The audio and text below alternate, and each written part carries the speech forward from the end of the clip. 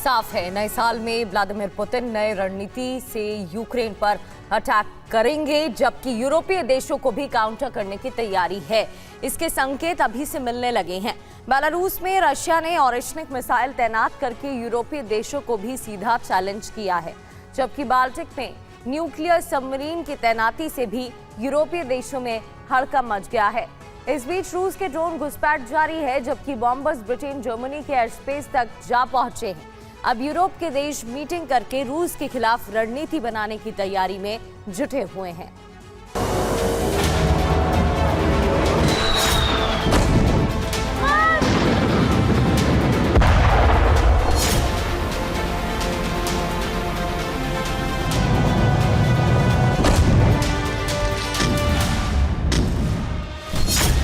Kyiv से लेकर Kharkiv तक कोहराम मचा है।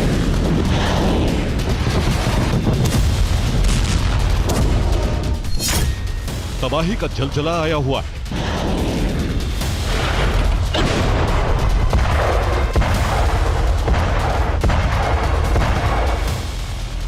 लेकिन पुतिन यहीं नहीं रुकने वाले। उन्होंने इससे आगे का प्लान तैयार कर लिया।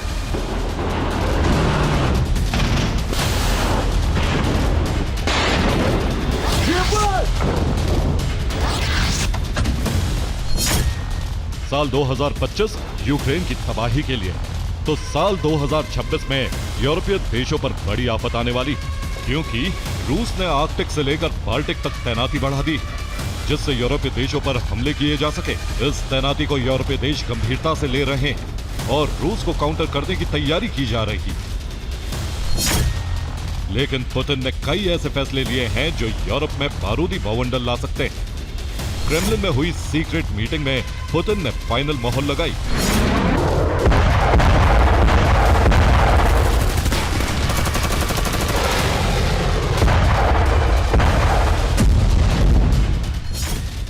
फ्लोरिडा में ज़ेलेंस्की ट्रंप की मीटिंग होनी, लेकिन पुतिन के आक्रामक तेवर बता रहे हैं कि वो फैसला ले चुके हैं कि अब युद्ध रुकेगा नहीं, बल्कि उसका विस्तार होगा।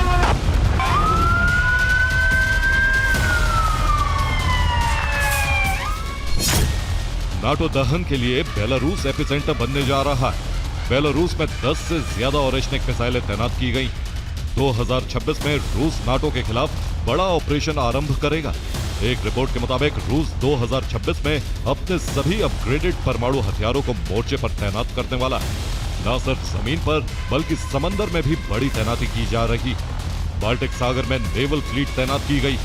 पहली बार रूस ने लंबे वक्त तक परमाणु पनडुब्बी बाल्टिक में तैनात की। रूस की पनडुब्बी बड़े समुद्री इलाके में पेट्रोलिंग कर रही। यह रूस की सीधी धमकी है कि वो समंदर और आकाश दोनों तरफ से हमले कर सकता है।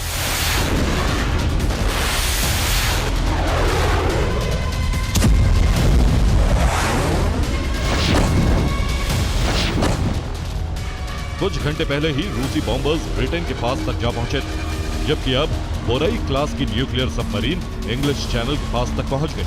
हालात ऐसे हो गए, ब्रिटेन, जर्मनी और फ्रांस को हाई अलर्ट जारी करना पड़ा। ब्रिटेन ने चेतावनी जारी कर दी।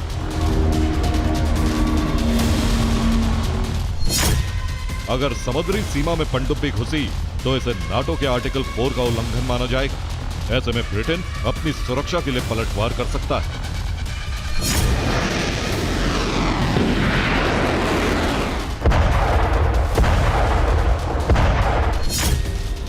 यूरोप तक बॉम्बर्स और सबमरीन का पहुंचना बता रहा है कि रूस के टारगेट पर ब्रिटेन आ चुका है, क्योंकि ब्रिटेन लगातार यूक्रेन को इंटेलिजेंस इनपुट दे रहा है।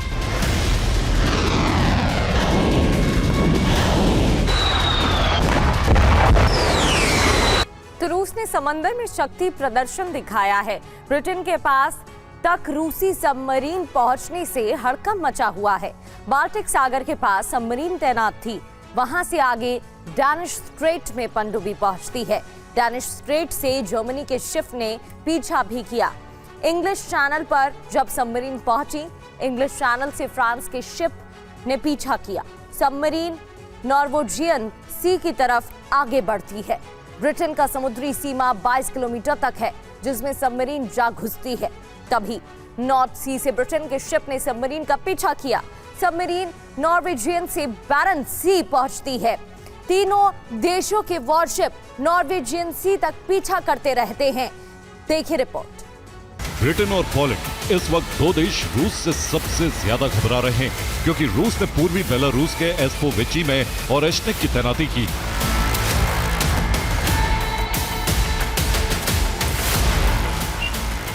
जहां से पूरे यूरोप में कहीं भी अटैक किया जा सकता है।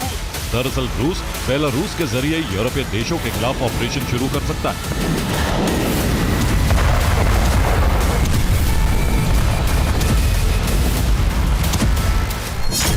पोलैंड की एक रिपोर्ट सामने आई है जिसमें बताया है कि बेलारूस को रूस ने रणनीति का अहम केंद्र बनाया।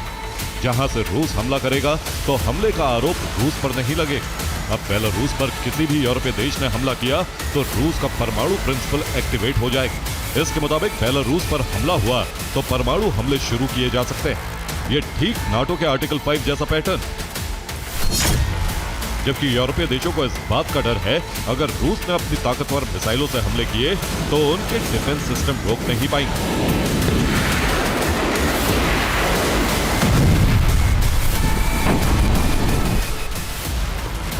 ना तो पेट्रियट, यार्स, ओरेश्निक और सरमत जैसी मिसाइलों को रोक सकता है, ना ही थार।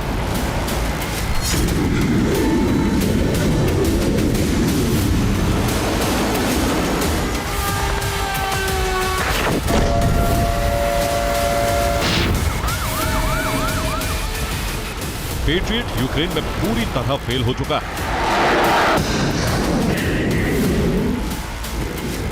जबकि थार को लेकर यूरोपीय देशों में संदेह की स्थिति, खासतौर से पोलैंड और दूसरे पश्चिमी देश घबराए हुए हैं।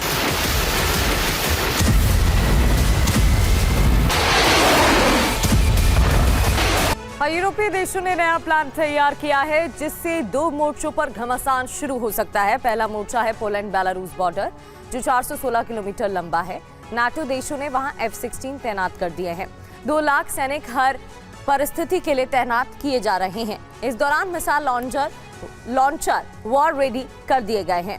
बॉर्डर पर टैंक बटालियन अलर्ट मोड पर है। पोलैंड बेलारूस बॉर्डर से रशिया फिनलैंड बॉर्डर की दूरी 1200 किलोमीटर है, जहां दूसरा मोर्चा है रूस फिनलैंड बॉर्डर, जो 1340 किलोमीटर लंबा है। वहां नेटो जेट पहुंच चुके हैं।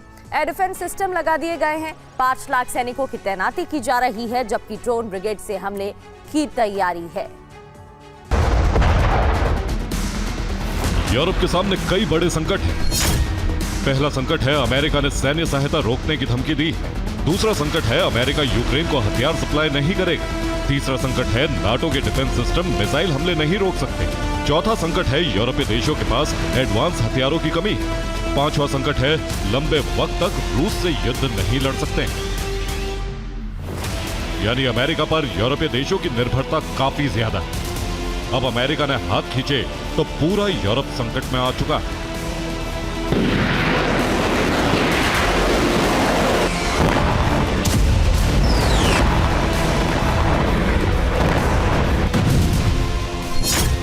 जबकि पुतिन और ट्रंप में सीक्रेट डील हो चुकी है कि रूस को यूक्रेन पर हमले का ग्रीन सिग्नल मिल गया।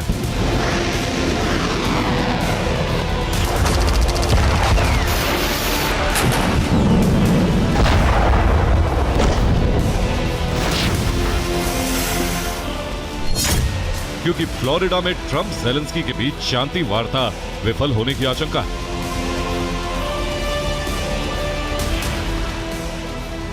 क्योंकि यूरोपीय देश पहले से ही पीस प्लान का विरोध कर रहे हैं, जबकि ज़ेलेंस्की प्रस्ताव में शामिल रूस की शर्तों को मानने से इनकार कर रहे हैं। यानी संकेत मिल रहा है टकराव रूस से बढ़ सकता है।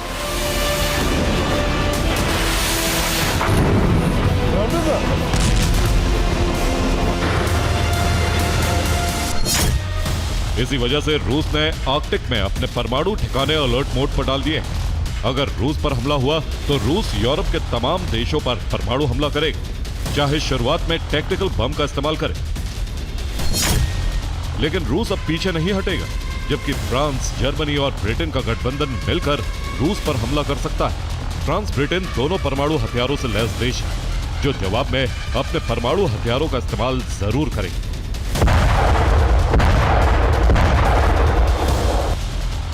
इसके लिए कई यूरोपीय देशों में परमाणु हथियार तैनात भी किए जा रहे हैं, यानी यूरोप अगले साल में परमाणु युद्ध की तरफ बढ़ता दिख रहा है। Bureau report,